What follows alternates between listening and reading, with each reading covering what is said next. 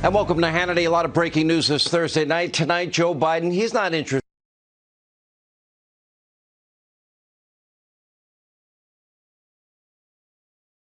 in talking about Afghanistan. Nope. He wants to move on. He wants to pretend like it never happened. But this crisis is far from over. Hundreds and hundreds of Americans are still trapped, hopelessly abandoned by Joe behind enemy lines. And ask yourself this question tonight. If it was you or someone you loved, cared about, if they were abandoned by a president of the United States behind enemy lines, hostage to the whims of terrorists, would you want your president and your country to move on and pull up stakes and say, well, you're on your own, because that's what the State Department has up on their website? We'll get to that in a minute. Now, on this show, we're not moving on. We may cover other stories, but we'll never move on until every American is home safely. Every day that goes by, the risk gets higher and higher. The terrorists and the Taliban, they've not been keeping their word. Well, that is ever since Joe Biden became president.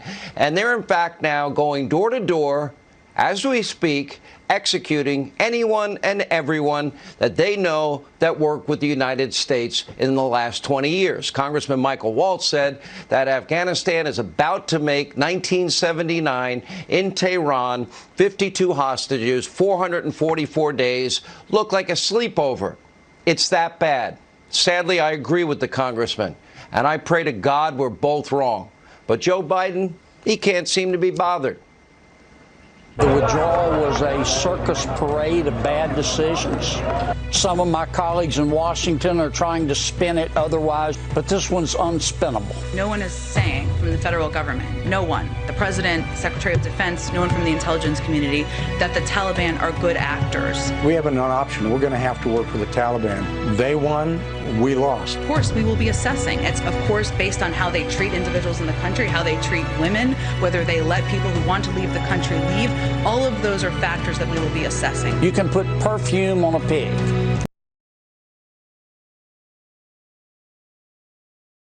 But it's still administration. But they call this an incredible success, an extraordinary success, the right decision that they made. And they stand by it. They still don't know exactly how many of our fellow Americans are actually trapped in Afghanistan. I'm hearing estimates as high as 1,000, maybe more. There's no plan whatsoever to get them out. There's no military help. There's no diplomatic help. And they're even saying you're on your own. Our own State Department. We'll get to that in a minute. No extraction efforts. Latest State Department alert telling people trapped behind enemy lines, make contingency plans to leave when it's safe to do so, that do not rely on U.S. government assistance. If that's not Americans being abandoned, I don't know what is. Do not rely on the U.S. government for assistance.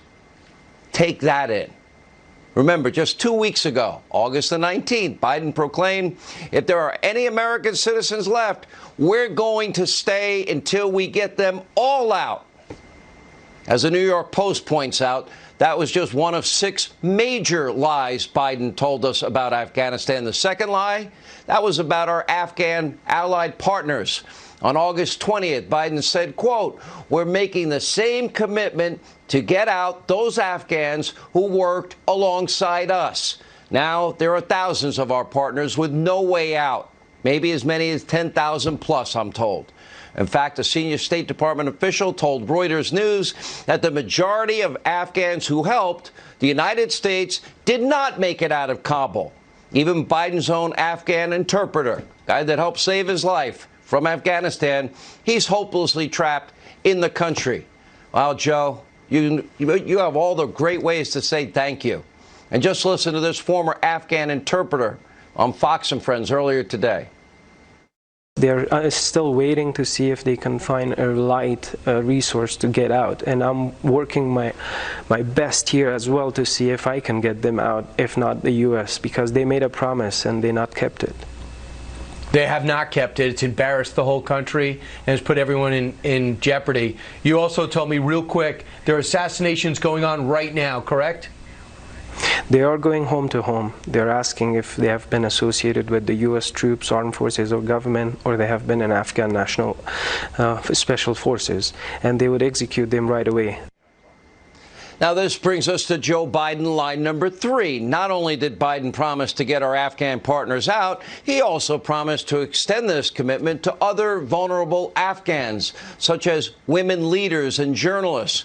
Well, according to the Washington Post, they rarely agree with little old Sean Hannity. Not only did Biden leave scores of journalists behind, he also abandoned more than 100 U.S. government-sponsored journalists and their families. He also left behind countless high-profile women, including the highest-ranking Afghan female police officer, who is now on the run from the Taliban. Sadly, she's not the only person running for her life. According to the BBC tonight, many of these former Afghan police officers and soldiers are now being hunted down and they are being killed. Lie number 4 by Joe Biden, he claimed there are no parallels between this withdrawal and Vietnam. I guess that was only a partial lie, since this withdrawal is demonstrably worse. Line number 5, Biden's promise to provide close air support to the Afghan army. Well, that stopped after he abandoned Bagram Air Base in July, and actually, in truth, it stopped almost on day 1 that he became president, and that one thing alone emboldened the Taliban and allowed them to advance, something they never tried with Donald Trump as president. The final lie, Biden claimed that, quote, the likelihood there's going to be the Taliban overrunning everything and owning the whole country is highly unlikely. Who was it? Defense Secretary Gates. He says, yeah, Joe's been wrong on every foreign policy issue for 40 years. He's wrong again. At the same time he was uttering those words, our intel community, this was not an intelligence failure. Americans need to know the truth. Our intel community was telling him something very different, with great emphasis on a daily basis. There's a reason the CIA pulled their people out 7 weeks ago.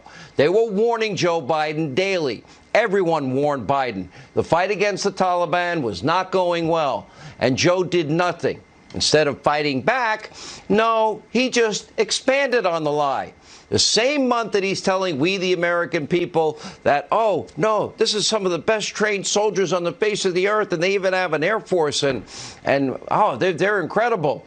That same month, he was encouraging the Afghan president, you know, the guy that fled, Ghani, with millions of dollars.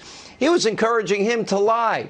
And just, well, you got to change the perception. Well, it doesn't matter if it's true or not. It's making me look bad, because there's a need to project a different picture than reality.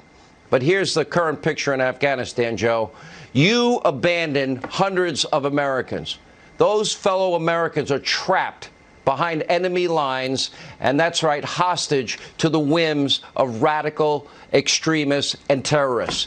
Thousands of Afghani partners, you signed their death certificates. They will be murdered. And now a growing and active threat from ISIS-K inside of the country. And to add, I guess, the cherry on top, Joe, Al-Qaeda is now on the rise again. That's right, to plot, plan, and scheme their next attack on our homeland. Then to top that off, the Taliban is now in the process of fully utilizing the billions and billions and billions and billions of dollars in U.S. weaponry, Black Hawk helicopters, C-17s, 208 aircraft, and drones that you left behind, made no contingency for. Now, several families of 9/11 victims, wow, this is pretty powerful. They have told Biden, don't bother coming. You're not welcome at the 20th anniversary memorials that will be taking place around the country because of what you did here in your weak leadership. Don't worry, the Biden administration, they're focusing on the real threat to the United States. Right-wing extremist groups inside the U.S. who are inspired by the Taliban. Can't make this up. It's that bad and worse. Here with reaction, former Secretary of State Mike Pompeo. I want to settle this once and for all. You have confirmed this for me. Donald Trump has confirmed this for me. Mark Meadows has confirmed this for me, that numerous times and before any negotiations began, Donald Trump said to the leader of the Taliban, if you don't follow every dotted I, cross T, every comma, and every period, I will obliterate you Do you understand? And repeated that all throughout the process. Donald Trump said he would keep control of Bagram Air Force Base. It would be conditions on the ground based, and it would be before the fighting season began. Is all of that true, Mr. Secretary?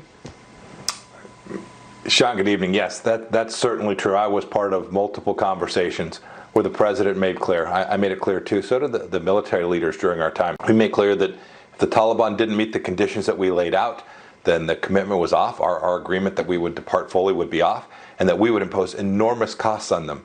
And when they did it, when the Afghan National Forces needed close air support, you talked about this earlier, we provided it when the Taliban moved in places they were in agreement with us that they wouldn't do. We crushed them. We imposed real costs. We established deterrence.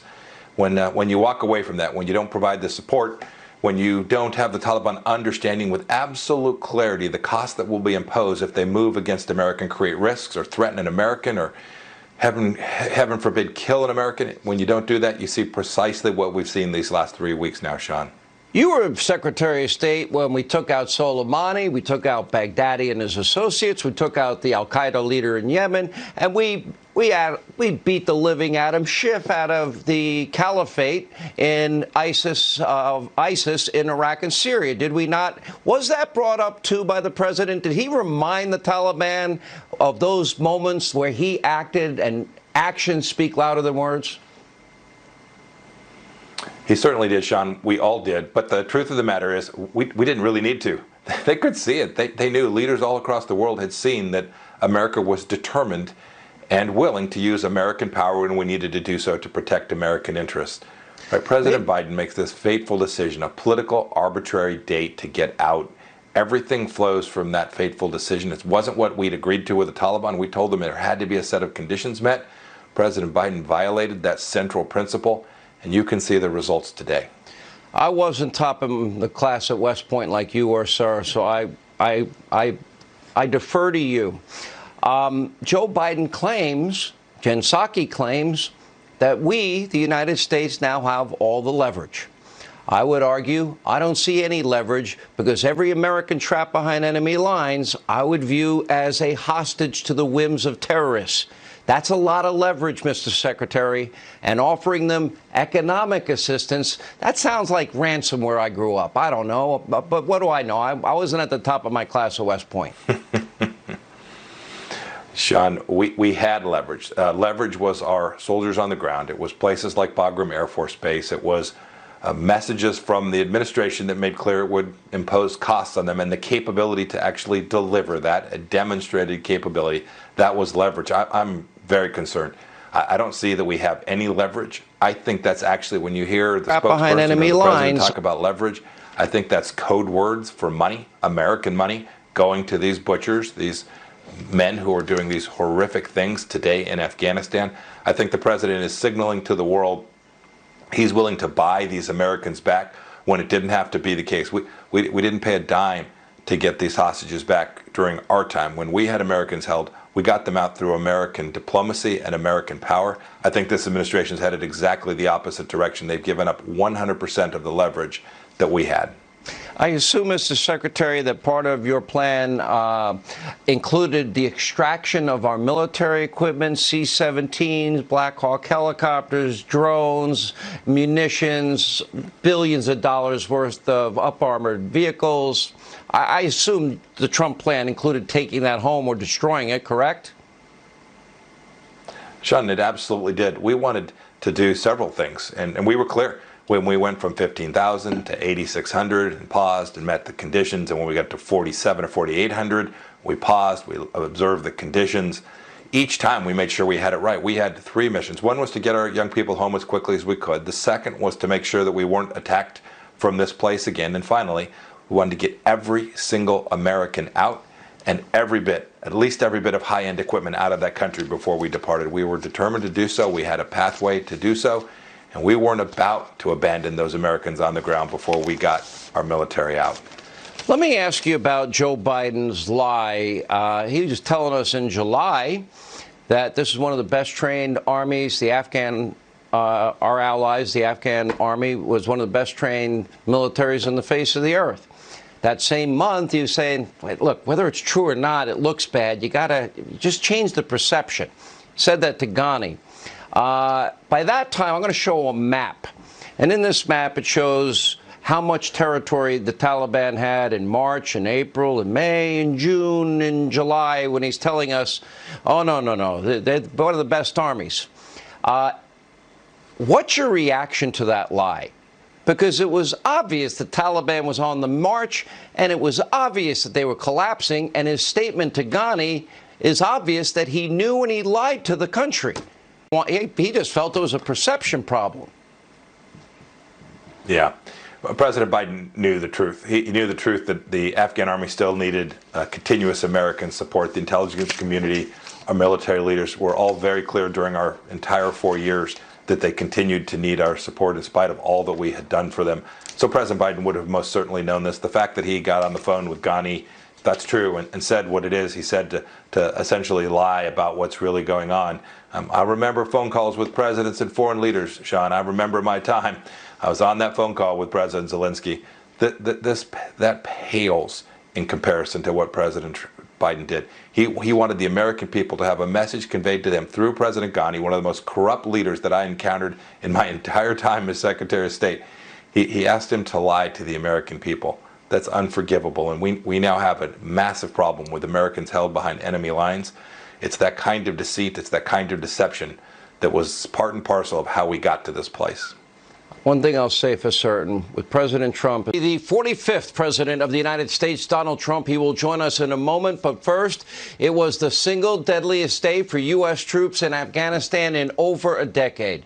12 Marines, 1 Navy medic were murdered, 18 other soldiers seriously injured, and are now being flown out on a C-17 transport plane with surgical units that are on board. Dozens of civilians also killed, including many young children, when 2 suicide bombers, several ISIS gunmen, launched a terror attack at the Karzai, Kabul International Airport. Now, tonight, we pray for all of those that have lost their lives, their families, and sadly, we fear that the bloodshed is far from over. Before we interview President Trump, he will join us tonight. We exclusively obtained, it just released moments ago, this message from President Trump to you, the American people. Take a look. As one nation, America mourns the loss of our brave and brilliant American service members in a savage and barbaric terrorist attack in Afghanistan. These noble American warriors laid down their lives in the line of duty. They sacrificed themselves for the country that they loved, racing against time to rescue their fellow citizens from harm's way. They died as American heroes, and our nation will honor their memory forever. I want to express my deepest condolences to the families of those we have lost. Today, all Americans grieve alongside you. Together, we also pray that God will heal the other courageous American service members who were wounded in this heinous attack. In addition, our hearts are with the families of all the innocent civilians who died, and with the many men, women, and children who were terribly injured in this act of evil. This tragedy should never have taken place. It should never have happened, and it would not have happened if I were your president. Over the past few weeks, I know that many Americans have felt profound sorrow and even pain watching the events taking place in Afghanistan, and perhaps none more so than the veterans of that 20-year war. Many of them answered the call proudly and without hesitation after the terrorist attacks of September 11, 2001. Every American who served in Afghanistan has made tremendous sacrifices for our country. On behalf of your fellow citizens, I want you to know that those sacrifices were not made in vain. We know what you did, we know how brave you were, and we thank you, we salute you, and we honor you for all time. I hope that every American will join me in continuing to pray for the safe return of all U.S. citizens and soldiers from Afghanistan in the coming days. Thank you, God bless you, and God bless America. Now, the president will join us momentarily, and tonight we are praying for our brave men and women abroad. It is a difficult position they've been put in. Now, thanks to Joe Biden's asinine, if you want to even call it withdrawal strategy, we have one way in and one way out of Afghanistan. That is the Hamid Karzai International Airport. How in the hell is any American supposed to get inside that airport? It is now surrounded completely by the Taliban, and they won't let any of our Afghan allies through. And now there are multiple reports that Americans can't get through, that they're taking their passports and getting rid of them. And our State Department in the last 24 hours has now said multiple times to people, our American citizens, fellow citizens in Afghanistan, to stay away from the airport, which is under constant threat from terrorists and was just brutally attacked, as you can see on your screen, by ISIS. Would you want your family strolling up to the gates, Joe? Now, clearly, our soldiers, they're sitting ducks. Our flights in and out are at risk of being shot down. There is no safe passage whatsoever. This is an unmitigated foreign policy disaster. Total humiliation for the United States on the world stage. And the saddest part of all of it is every single bit of this was preventable, easily preventable. 6 days ago, Joe Biden vowed any attack on our forces or disruption of our operations at the airport will be met with a swift and forceful response. But today, during what I can only describe as at times incoherent, bizarre, mumbling, bumbling, rambling speech, Joe Biden, he presented no plan of action whatsoever, no strategy, no change in strategy, no extra military support. The Taliban deadline of next Tuesday apparently remains in place, and Biden all but acknowledged Americans, our fellow citizens, our friends, and our neighbors will be left behind enemy lines, hostages to the whims of terrorists. An unconscionable disaster, one of the biggest foreign policy debacles ever in American history. At one point during the speech, Joe actually bragged about being a student of history and lectured all of us about why we just need to accept that some people will just be left behind. I'm having a hard time with this. What do you say to the Afghans who helped troops who may not be able to get out by August 31st? I say we're going to continue to try to get you out. It matters. Look, I know of no conflict, as a student of history, no conflict where when a war was ending, one side was able to guarantee that everyone they wanted to be extracted from that country would get out. Mark my words, we are about to witness an international hostage situation on a massive scale. And in the meantime, everyone inside that airport, everyone outside the airport, all are in imminent danger. But it's not totally clear that Joe Biden comprehends any of this. At best, to be charitable, I guess one can say he's incredibly stupid.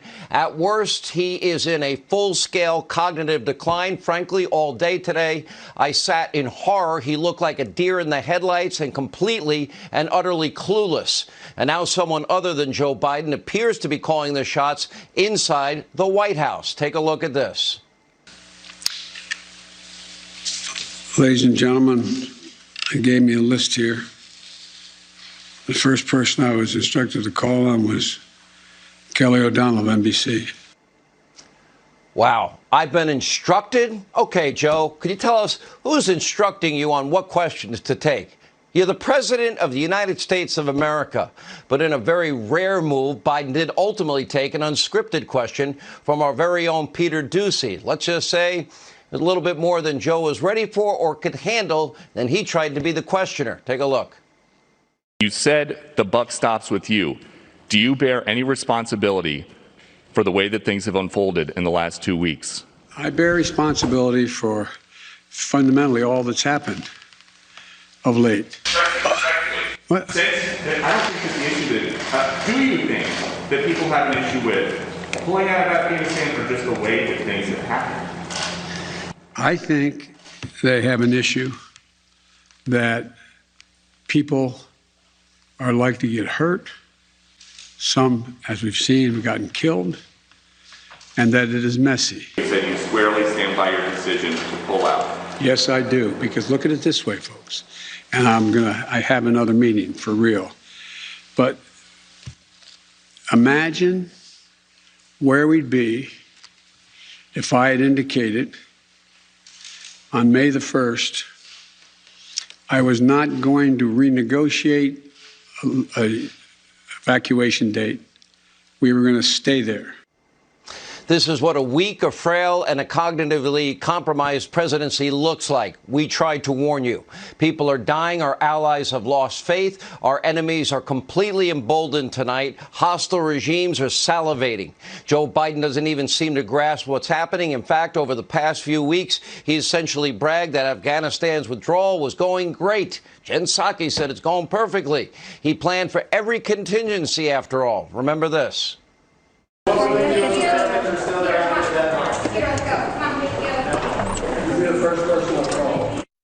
I would say that this is now on track, Peter, to be the largest.